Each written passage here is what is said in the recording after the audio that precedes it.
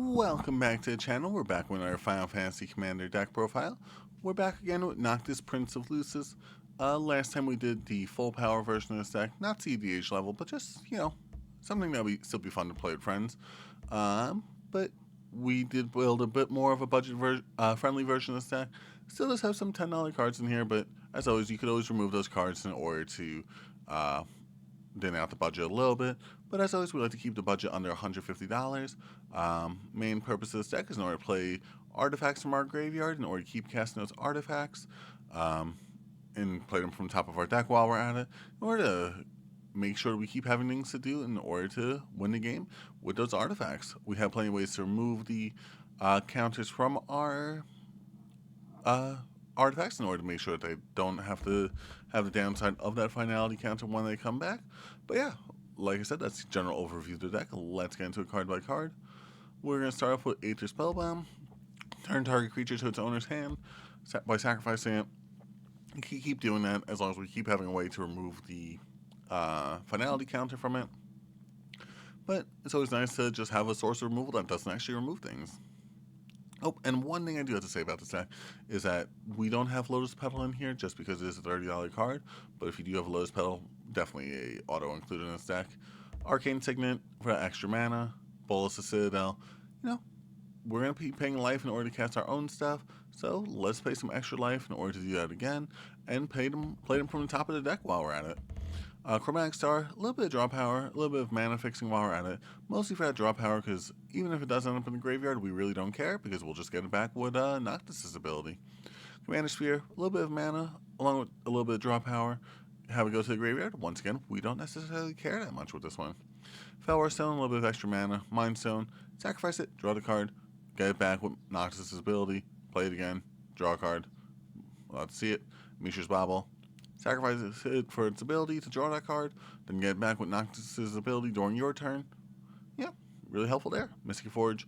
Once again, we don't necessarily just need to play stuff from our hand or from our graveyard. Let's play from the top of our deck while we're at it. Power Conduit, in order to remove those counters from our spells, in order to make sure that we don't have to have the downside of that finality counter where our stuff will get removed. Repurposing Bay, sacrifice our stuff in order to get new stuff. Use our 0 to get to a 1, to get to a 2, to get to a 3, to get to a 4, to get to a... Do we have a 5 mana artifact? Probably somewhere. Anyway, Soul Ring for additional mana, Doctor Foundry. Sacrifice another non-token artifact. Once again, we don't really care if it ends up in our graveyard, but we could get it back in order to... get it back with Noctis' ability. Vexing Bauble. Stop our opponent from playing stuff for free. You're not going to really see that too much during a, casual commander game, but the times that you do, it really does help out a whole bunch. And you can also sacrifice its draw card when you don't need to be countering stuff. And, once again, we don't care about stuff getting sacrificed with this one, artifact-wise. Wayfarer's Bauble for that additional land and sacrifice it, keep getting it back. Baleful Strix for a little bit of draw power, and also it's just a really good blocker in this deck, so it does have that flying as a death touch, and also we keep getting it back with Noctis' ability so that we don't have to worry about whatever swings in on us, we'll just block it with Baleful Strix. Unless of course they have a Trample, First Strike, all that type of stuff, they'll still get around it. Well, Trample doesn't get around it, but it still does plenty of damage to our face. Emery, Lurker to lock. We can't rely solely on Noctis to get our stuff back from the graveyard, let's run Emery to get that back as well. Tyrium Sculptor, let's make it so it's cheaper to cast our own stuff so that we keep on casting more and more stuff. Same thing with Foundry Inspector. Goldmere, we're going to need additional ways to get mana, and also it's an artifact creature, so we could also cast it from the graveyard still. Hex Parasite, let's remove those, the finality counters from our things, in order to give them the +1/+0, potentially a game ender at a certain point. Also, just a really good game extender with that finality counter removal. Jorah's Familiar, makes it so we cast our artifacts cheaper. Kappa Cannoneer, potentially a game-ending creature in order to swing in our opponents with. It gets enough +1/+1 counters since we're going to keep casting those from our graveyard. Lenimir, same thing as Goldmere, just different mana. Medicaid Core, it's going to be hard to get to that max speed, but when we do, it's really nice to be able to cast second copies of all our stuff, especially because they don't enter with the finality counters to their copy of it. Milligan, just a little bit of mill, just an artifact, but just a way to get artifacts into our graveyard. Mirror Retriever, we can't. Like I said, we can't rely solely on Noctis to get our stuff back from our graveyard. Let's get them back with this as well. Let's scroll on down while we're at it. Owaka, Traveling Merchant. We're going to need ways to remove those counters, so let's have plenty of ways to do it. Oswald, in order to sacrifice our artifacts, in order to get bigger artifacts onto the board, same thing as repurposing bay essentially, just on a creature this time. Padim, give our artifacts that hexproof, and also make sure we get a little bit of draw power on that. Riddlesmith, whenever you cast an artifact spell, you may draw a card. If you do, discard a card. So, draw a card that you want, discard the artifact that you're okay with casting from your graveyard. Sign Master Adopterus, we're going to be casting plenty of artifact spells, so let's get plenty of artifacts onto the board with that. Shimmer Mirror, why wait until our turn to cast it while we're at it? Solemn Simulacrum, if it dies, draw a card and get that additional mana drop. But, once again, cast it from our graveyard, we get 2 additional land drops off that, real helpful. Soul Diviner, move a counter, draw a card. Both things that we want to do a lot within this deck. Squall, Seed Mercenary, whenever a creature you control attacks alone, it gains double strike until end of turn, which we're not really going to use that one much. But whenever he deals combat damage to a player, return target permanent with mana value 3 or less from your graveyard to the battlefield, which, maybe a few of our artifacts. Really, almost all of our artifacts, except for Mystic Fortune, Bolsa, Citadel. Well, unless you count, creatures. Thought Miner, a little bit of draw power there.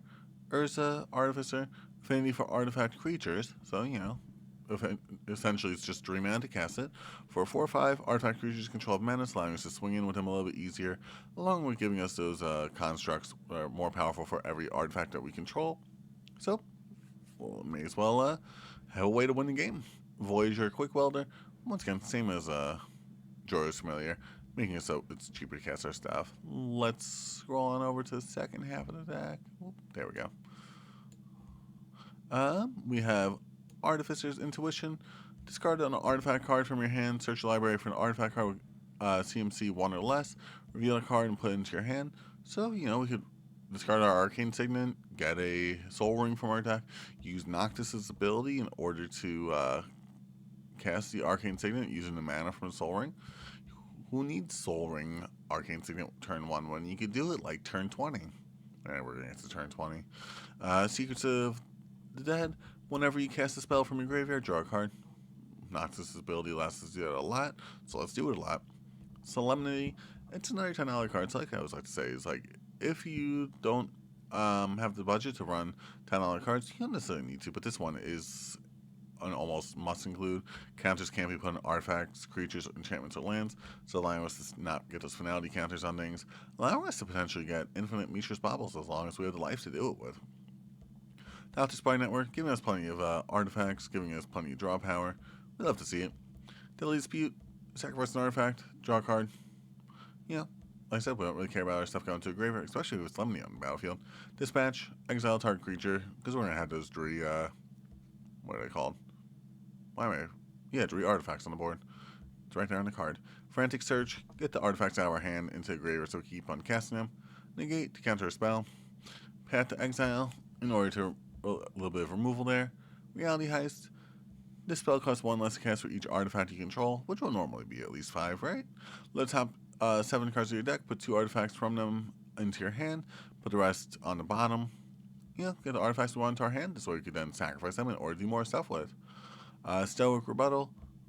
We're going to tend to have 3 or more artifacts, so it's basically just a counter spell. Swords Plowshare for that removal. Thirst for Knowledge, draw 3 cards, discard 2 cards unless you discard an artifact. So we're going to discard that artifact. Honestly, I could feel like you may want to run a few more artifacts than I have in here, but it's a good starting spot. Void Ren for that removal. As always, we just scroll through the lands at the end. Austere Command for that board wipe. Buried Alive in order to get the artifact creatures from our deck into the graveyard so we can then just cast them from the graveyard. Dread Return. Return target creature card from your graveyard to the battlefield. Which, like I just said, why wait for Noctis when we can just do it with other cards? Feed Swarm for a little bit of removal. Lively Dirge. Search the library for a card, put it into the graveyard. We'd love to see artifacts in our graveyard, so let's have ways to put them in there. Reverse Engineer, draw 3 cards. Thoughtcast, draw 2 cards. Unmarked grade, draw 1. Nope. Send search your library for a non-legendary card, put it into your grave or shuffle, and void home for it. Draw Jury, gain Jury. But that's the deck there. Like I always like to say, if you have your own deck profile, make sure you leave it down there in the comment section. But thanks so much for watching. I hope you have a good rest of the day, and hopefully you'll like, comment, subscribe. Stay tuned for the next one. Thanks for watching.